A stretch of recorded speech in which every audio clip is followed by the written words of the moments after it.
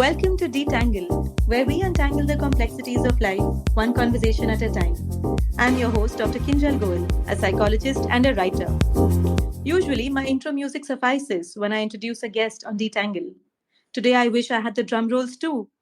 For the very first time on Detangle by Kinjal, we have with us a Nobel laureate, a neurosurgeon, and a constant source of inspiration to me, Dr. Ruth Mitchell. Dr. Ruth is a pediatric and adult neurosurgeon at Sydney Children's Hospital and the Prince of Wales Hospital in Sydney, Australia.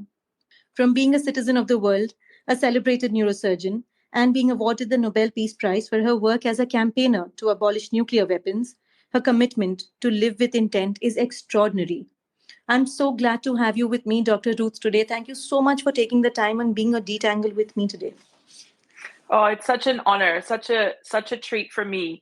I always enjoy having a conversation with you, and I think I'm going to learn a lot from you too today. Well, I'm honored. For all our listeners, a quick background. We met online, we met on Twitter, and we've connected ever since. And Dr. Ruth was so nice to have read the first transcript of my book, which was Blind to the Mind. And Dr. Ruth, do you remember you had done a beautiful blurb for me on that as well? Oh, that was such a good book. I ought to reread it. I'm sure it's full of rich new insights for me. Well, that was a wonderful time for both of us. Let's get started on the questions for Detangle now. And let's see how much we can cover in the time that we have. Amazing. So to get started, Dr. Ruth, tell me about your journey. I mean, from a childhood in Peru to a successful neurosurgery practice and a Nobel Prize. Fill in the gaps for me. Well, I would say that if I look back, I feel so fortunate with the opportunities that I've had and the things that I've been able to do and experience and the people I've been able to meet and work alongside. But I think it's important to reflect on the fact that there have been lots of victories, successes, and soaring highs, but also the crushing lows. So I think my journey, like many people's, has had its ups and downs. As you mentioned, I was born in Peru. I lived there until I was 10 years old. I've also lived in Scotland. I've lived in Ecuador. I did my undergraduate degrees in Canada at the University of Calgary. My mother is Canadian. And I then went and worked in Slovakia, in Eastern Slovakia, in a community development project. Wow. And in each of these new places that I found myself, new challenges presented themselves.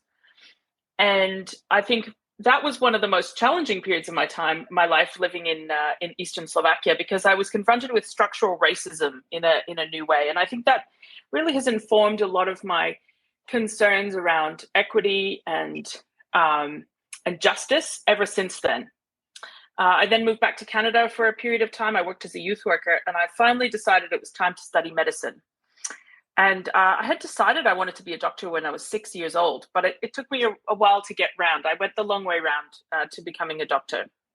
And so I moved to Adelaide in Australia to start medical school at the age of 26 and studied at Flinders University. And I've been so grateful for that choice that I took, and very grateful for the doors that have opened for me. And I do think it's a combination of hard work, but also great good fortune. People say, well, you've made good choices. And I just want to acknowledge the privilege that I've had to have good choices to take. And more than anything, I want to acknowledge my parents for providing me with the background and the platform and the passion for both helping other people and for staying in school that they both instilled in me, which have really made it possible for me to do things that seem a bit unbelievable even to me when I think back on them. I'm sure. I mean, this is such a powerful beginning. But tell me, from your childhood, is there any memory, any single memory that you still go back to and say, this really had an impact on me? You know, it's one thing that sticks in my mind about service and generosity that I think was a very formative experience. One year for Christmas, we were living in the city of Arequipa in the south of Peru. And one year for Christmas, our church decided that what we should do for Christmas, instead of having like a party at church or any of that sort of thing, was that we should each family make as much contribution as they could and go out to one of the shanty towns on the edge of the city to give away food in poor communities. And I think it was Christmas Eve that we actually went out to do this. And I remember being in the back of a pickup truck with bags of flour and other things to give to these families out in this community. And we drove out there, and it was, dusty and hot. And we started offering these Christmas gifts, these provisions to people in this community. And we met these families who said, no, don't give it to us. I mean, these people did not look like they had a lot of resources. But what they wanted us to do was to go farther up the mountain, farther up the hill, because they're like, there are people up there who need it more than we do. And they guided us up this path to their neighbors who they felt had greater need than they did. And something about that encounter has always struck me, that, that is the orientation we all need to have, is that there's always someone who needs more than I do. And having a spirit of generosity and kindness with whatever is offered to you by the universe is, I think, so powerful. And I saw the way in which these beautiful people were able to multiply the goodness that we had tried to bring to them and make it so much more wonderful. I don't know why, but when you asked that question, that is the first story that came to my mind. Well, it's a beautiful one. Thank you so much for sharing it with me, because I almost went there with you in the last 2 minutes. I was there seeing what you saw. So it's a very, very strong memory. Beautiful. So Dr. Ruth, tell me about ICANN now. How did this come about? I mean, from studying medicine to now working with ICANN, how did this powerful intersection come about? Oh, I love this story. I love being able to tell the story about the beginning of a campaign that's really shifted the dial on nuclear weapons and getting rid of them. So when I started medical school, I felt a little bit at loose ends about, not really sort of finding my tribe, finding my people. I went into medicine because I wanted to help people, but also because I wanted to have an increased platform for advocacy and be able to change things in the world.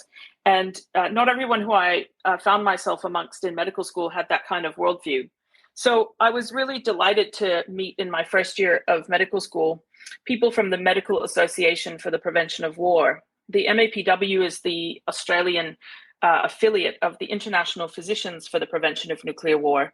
And so I became connected to both this international federation and the local Australian affiliate as a first-year medical student. And I found these are my people, a motley crew of caring souls from all over the world, doctors and medical students alike, who understood that nuclear weapons are a public health issue, that either we get rid of nuclear weapons or they will get rid of us, and that there's no use learning how to prevent sudden death of from infection or cardiac concerns or anything else in our patients if we're all going to suffer a sudden nuclear death. So there was just a real clarity that this brought to me and a feeling of kinship with this group.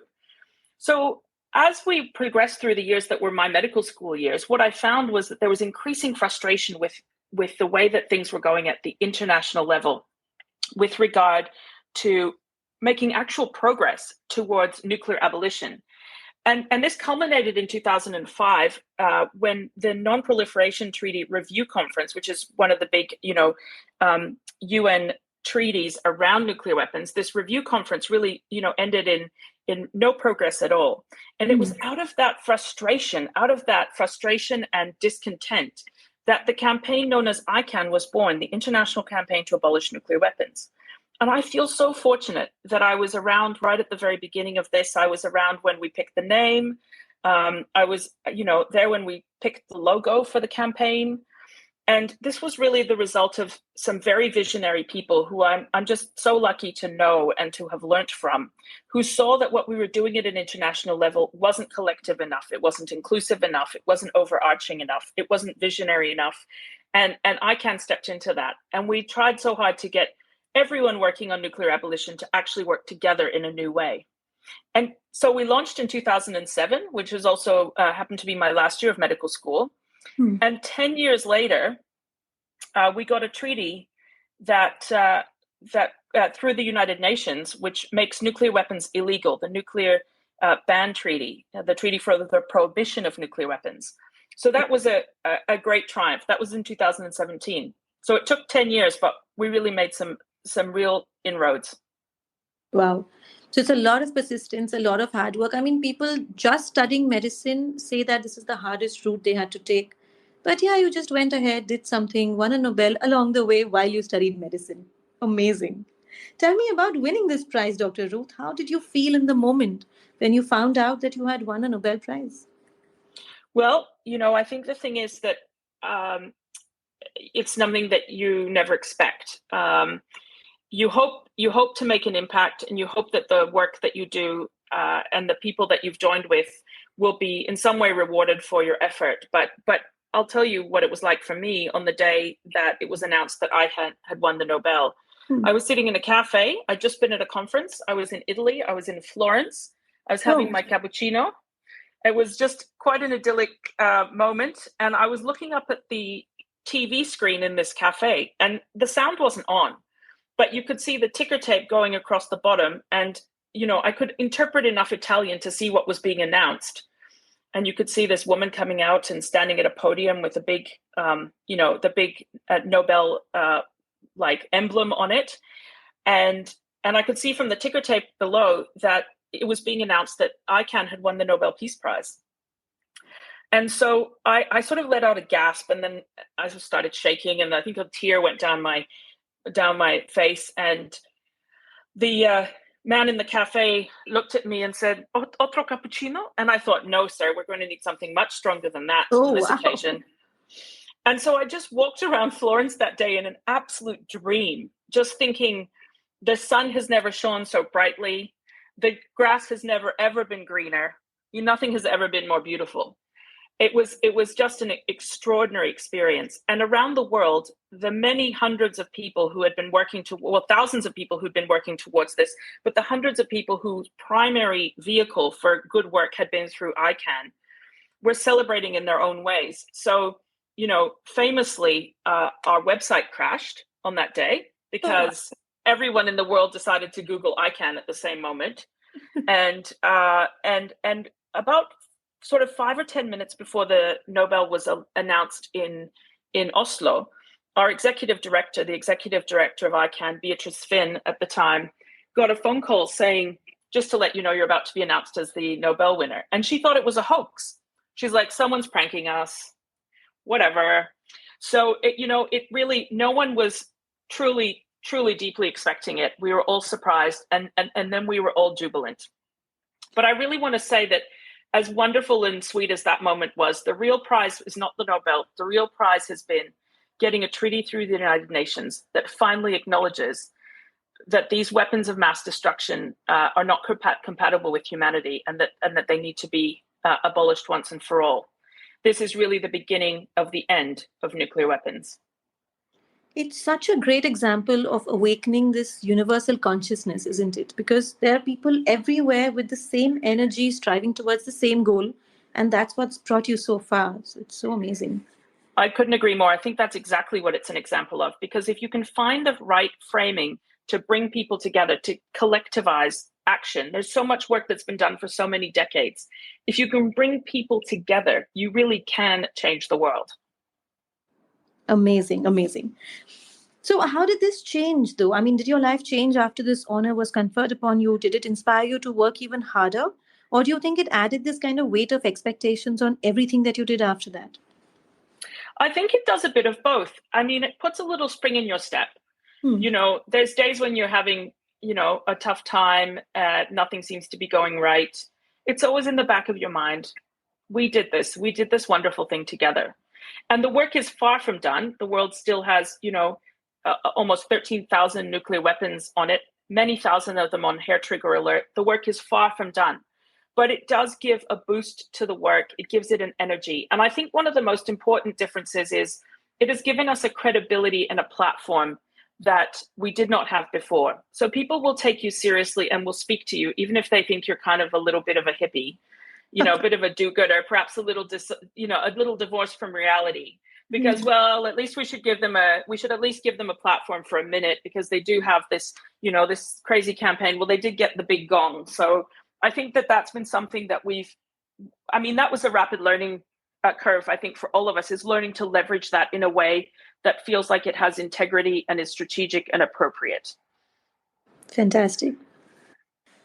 So coming to this authority gap, especially in medicine, also in campaigning on such a large scale, women have always been given that little bit inferiority, that little bit of space which is not equal. You know what I'm talking about. where you have to prove Absolutely. yourself, just a little bit more. You have to speak a little bit louder to be heard. So how has this experience been for you? I think it's been profound, and I think it's a really good framing of it to think of it as an authority gap. I think about the amount of times that I and my female medical colleagues going onto a ward are mistaken for the nurse. And it's a purely gendered thing. I have very few male colleagues who've ever been mistaken for the nurse. I'm sure. Moreover, I have friends who are male nurses who are routinely mistaken to be one of the doctors. So there's this coding that people have, this expectation of who you are and what your role is. Now, because I have a certain sort of energy and people generally figure out that, in some way or another, I'm probably in charge. At least in recent years, I've noticed that when I'm mistaken for the nurse, I'm normally taken to be the nurse unit manager. But still, that's not what I've trained to do. I'm the surgeon. And so I think that's one way in which it becomes obvious. As you say, sometimes you have to find yourself having to raise your voice a little more, having to, be more polite, be more, make more of an effort to have that voice. And I think that it can be very discouraging and very frustrating. On the other hand, what I am finding is what a difference it does to just persist, what a difference it makes, rather, to just persist. And what I'm finding more and more is young people of all genders coming up to me and saying, I really like how you did that, or thank you for being where you are. Thank you for being who you are in this place. It just makes me feel like I can do what I want to do now. So it's not just young women who want to be neurosurgeons who are identifying with me and saying, thank you, that makes it seem possible for me. Young men who have specific career aspirations are saying, when I see the way that you do things, I now understand I can kind of do it my way. I can bring myself to work and it will be okay. I don't have to pretend to be somebody else. So I think that it's a long, long game, but I think living with authenticity and clarity, it's good for more than just ourselves. It ignites something in other people as well. And I think that's the hope that I have in the midst of the frustration that I often feel. And IPPNW has been a very forward-thinking organization, spent a lot of time reframing what public health means, reframing nuclear weapons as a health issue. This is a big deal. But, I became the first chair of the board who was a woman at the 40-year mark in the organization's history. Wow, it took that long. Yeah, and so for me, there's too many times we find ourselves being the first. It shouldn't be happening in this decade that I'm the first woman to do X, Y, or Z. This is exhausting and it's embarrassing. And we just need to be doing so much better. We need to be so much farther along on this journey than what we are. Absolutely. Couldn't have agreed more, but it is encouraging to know that there are so many people who are now coming up, and at least the next generation is trying to overcome this gender gap better than we did. So, well, I wish so. Yeah, I wish the next generation all the best with this at least. So let's move on, Dr. Ruth. There is one thing that I know interests you, and that is psychology in neurosurgery. And you don't just talk about mental health for your patients, but I've heard you talk about it for their families too. So can you tell me about this aspect of your work when you bring everything together? Yeah, I think a lot about the context in which care is being provided. And often when you meet me, if you're one of my patients or the family of my patients, it might be the worst day of your life. Maybe I'm meeting you and your family in the emergency department. Right. Maybe your loved one has been helicoptered to my hospital and I'm on the phone to you to let you know that I have to do an urgent operation before you are even going to be able to arrive in the hospital and meet me in person. So often it's a period of great distress and high drama when people meet me for the first time. Even if people meet me in the outpatient setting, often they're coming in very anxious. They know there's a lump on the scan or there's something on their MRI, and they know that it's significant enough that their general practitioner wants them to see a neurosurgeon. Right. And so people come in with this backlog of emotion, and I have to meet them where they are. And so I think so much about what it is that I can do to help to modulate that experience and to try and make sure that the encounter has as little trauma in it as it can possibly have, to allow them to feel that they've, met with a human first and a neurosurgeon second, if you know what I mean. And to make sure that in anything that I can do to make it a safe place for them to talk about what they're worried about or to receive the care that they or their family member needs, that there's a lot that we can do to make that better. Wow, I think there's a lot of psychology that comes in for everything. I mean, like you said, it could be just meeting a physician, but you have to meet the patient where they are. And for you, they've already traveled a long journey emotionally, physically, and then reached you. So I think this is extremely important that you know that they've gone through so much and you're not just seeing them, in the moment that they're there. You are experiencing their backstory with them. I'm sure that makes a lot of difference.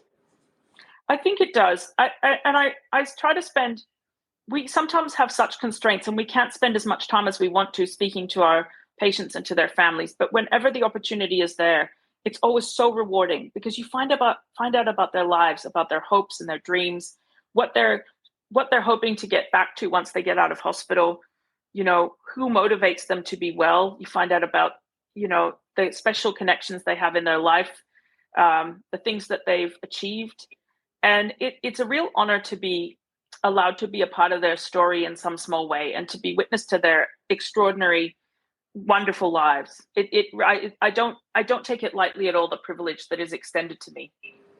How wonderful. So let me ask you something personal.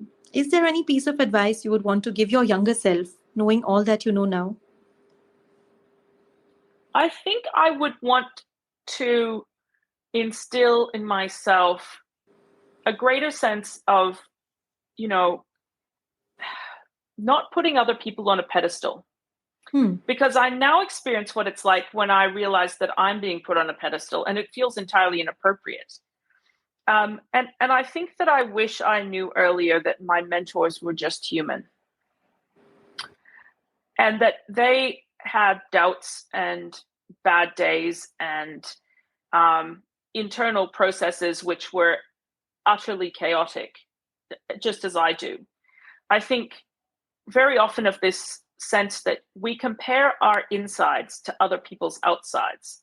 And we imagine that other people have it all together, that they have it all put together and that they all have it all sorted out. But as you have more and more experiences of your own, you start to understand our shared humanity and that even the most luminous and visionary leaders and, neurosurgeons and scientists and activists are just human beings. And I think that as we give our mentors and our heroes permission to be human, it allows us to give ourselves permission to be the same. Wow, that's a brilliant perspective. I mean, this is so new and yet it is so simple. It's one of those deceptively simple ideas, right? That we all understand it, but it takes somebody to tell you that, oh, this is what you should be thinking. So thank you for this. Amazing. Dr. Ruth, I would want to talk to you about you've published a paper on the impact of AI on human health. I'm so curious about this, and I'm sure most of our listeners are, kind of increasing the volume right now to hear what you have to say on this subject. Yeah, well, I'm really pleased to be able to mention this work that we've done. I think that what I'm noticing in healthcare is that people have got starry-eyed, they're a bit awestruck about AI and they think it's going to solve all of our problems. And I think I think there will be ways in which AI will be able to assist what we're trying to achieve with delivering excellent patient care and being efficient and being creative and all these other things. But I also think that there are lots of downsides and we have to be a little more critical of new technologies and new paradigms, especially when we haven't necessarily always examined the underlying assumptions that are going into models.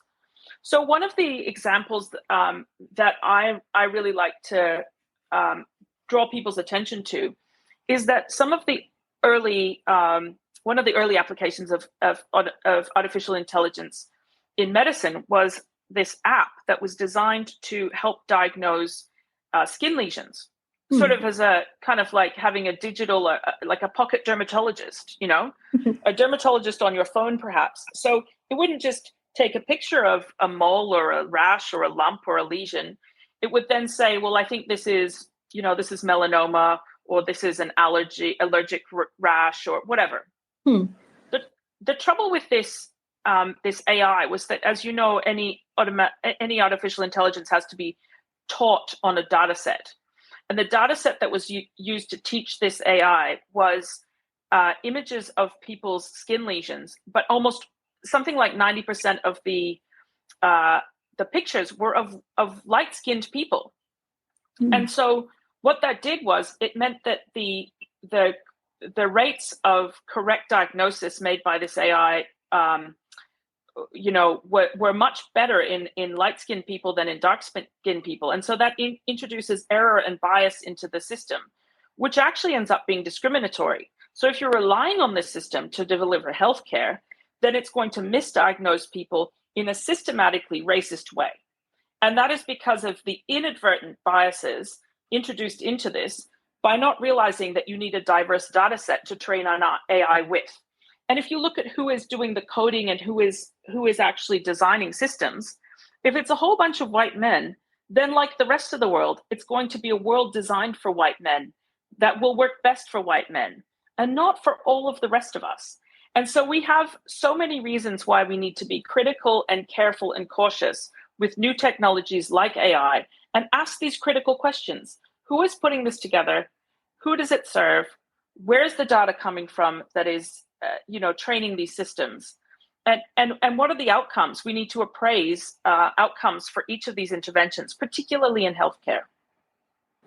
Wow, I mean, who thought inclusivity would be something we would be discussing in terms of AI and health? But it's everywhere, isn't it? I mean, the minute you close your eyes, Absolutely. the minute you turn your back, and it just passes you by.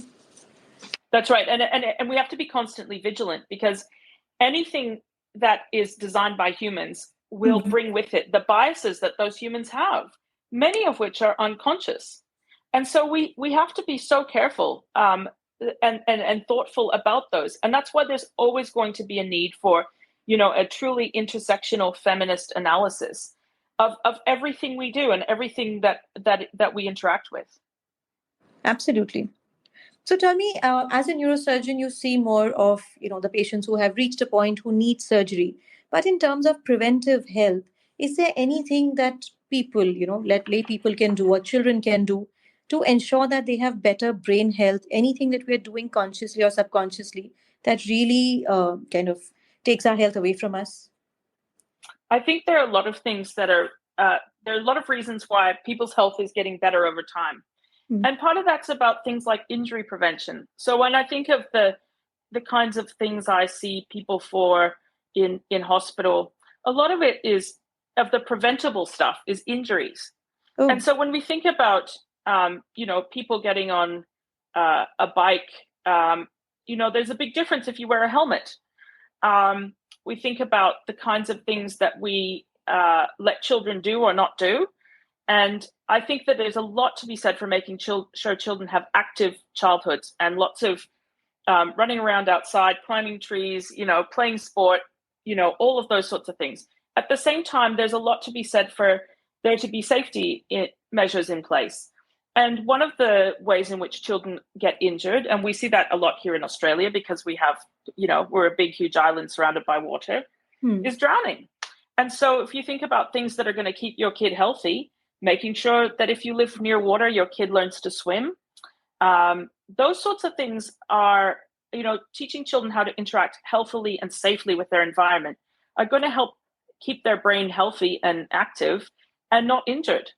And I think those are the things we can control for. People worry about what can I do to make sure my kid grows up smart or, does well at school. And I think that those things are more difficult to predict, but generally speaking, every child benefits from being loved, from knowing that they are loved and cared for at home, and that no matter what happens out there in the world, they'll be somewhere safe to land when they come home.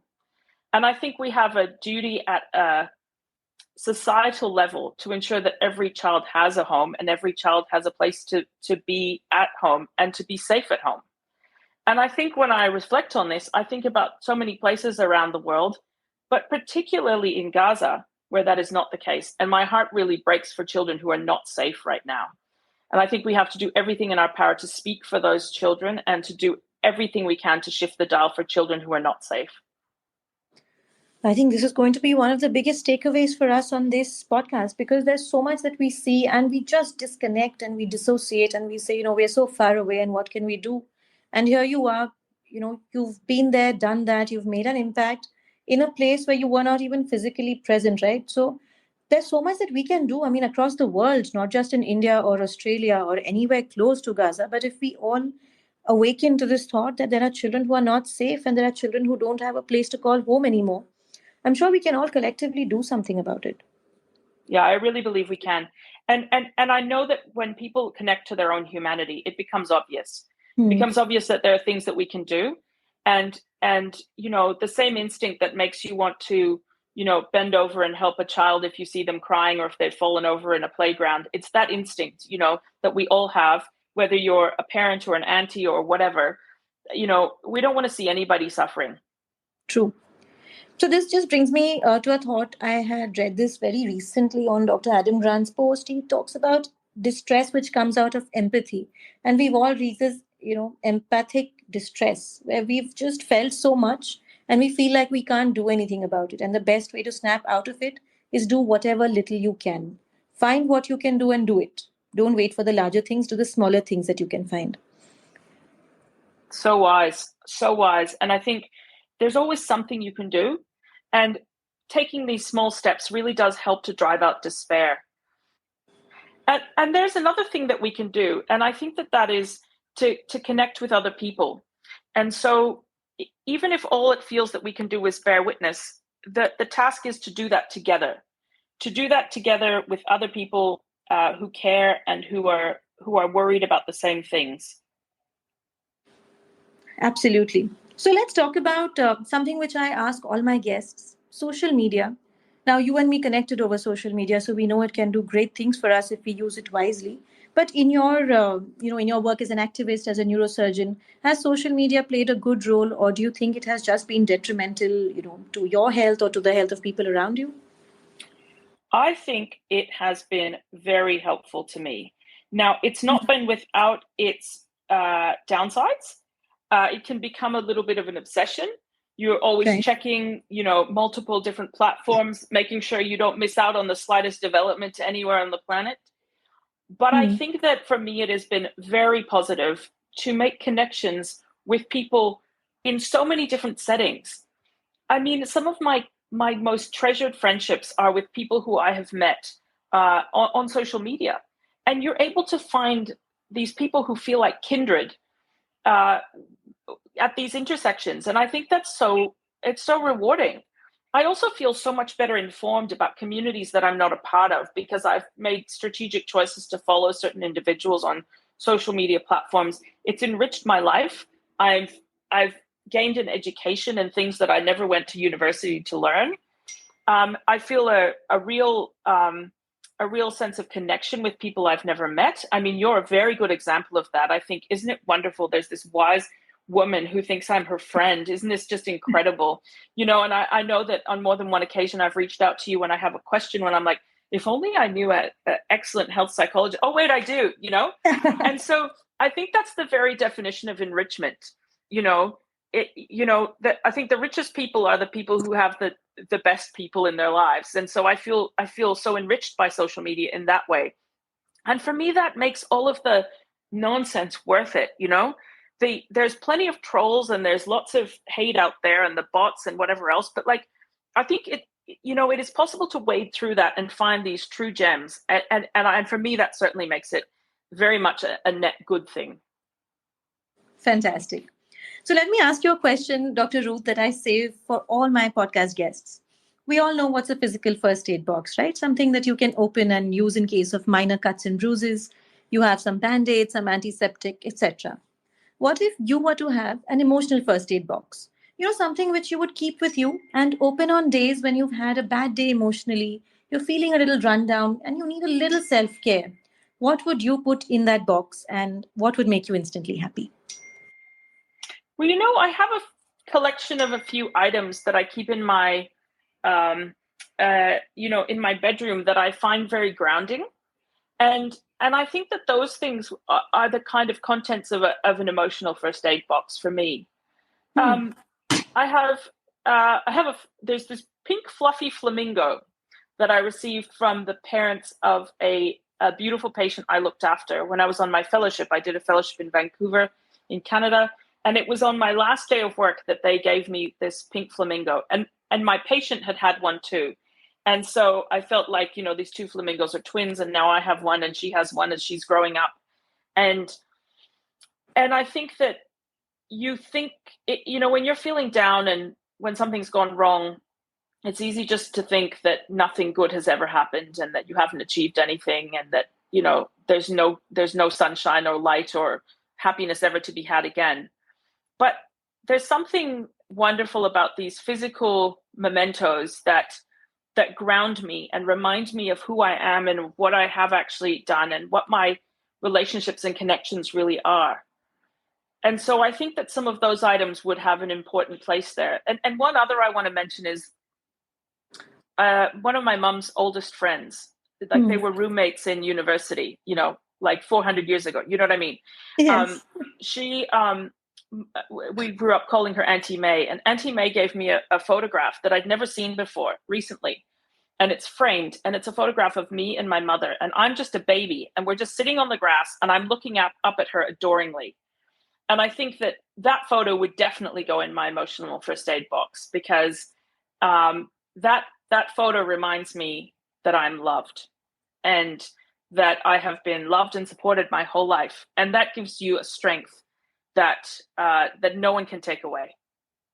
Your little box seems like a virtual hug. I mean, it just sounds so perfect and so beautiful. Thank you so much for sharing that with me.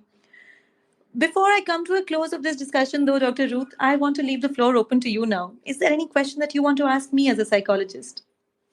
There really is. I want to know, what is it that you wish neurosurgeons knew about health psychology that they don't seem to know? Wow, I think to begin with, every neurosurgeon should encourage the patient and maybe a close family member to undertake psychotherapy before the procedure. There is something we call D personality. Most people are aware of A and B personality types, right? Many years ago, it was very popular. But this D personality is not so well known. These are the distressed people. And if your patient falls under this distressed personality, they are very likely to do badly after the procedure, after the surgery.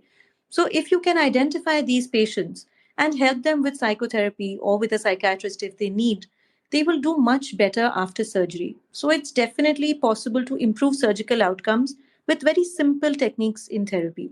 Also, post-surgery depression is a real thing. You know it, I know it, but patients are not aware that it's all right to feel low. It's all right to feel like your emotions are out of control, and that help is possible. So patients accept postpartum depression now is a real thing. But to know that any surgery, be it neurosurgery or orthopedic surgery, can lead to a certain depressive state, this knowledge itself, this awareness can help patients deal with it better and seek help if they need to. That's really powerful. That's certainly given me something to think about.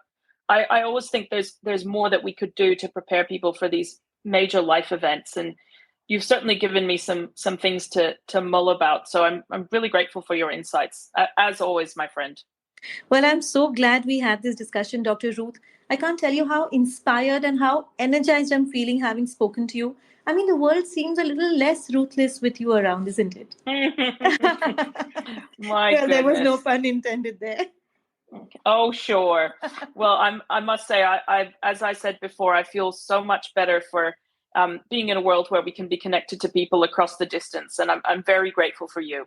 And I think this is just a wonderful project that you're undertaking. These conversations are so rich. I'm really honored to be a part of it. Thank you so much. And thank you for taking the time. I know how difficult it is, in your day and when you're rushing from pillar to post, trying to finish your things. Thank you for taking the time to talk to me and to answer all these questions. I mean, I had so many questions buzzing around in my head. And, I just wanted to ask you all of it in this short little while. But I'm sure everybody's going to listen to this and at least feel that we can do something. Like you said, we can at least bear witness together.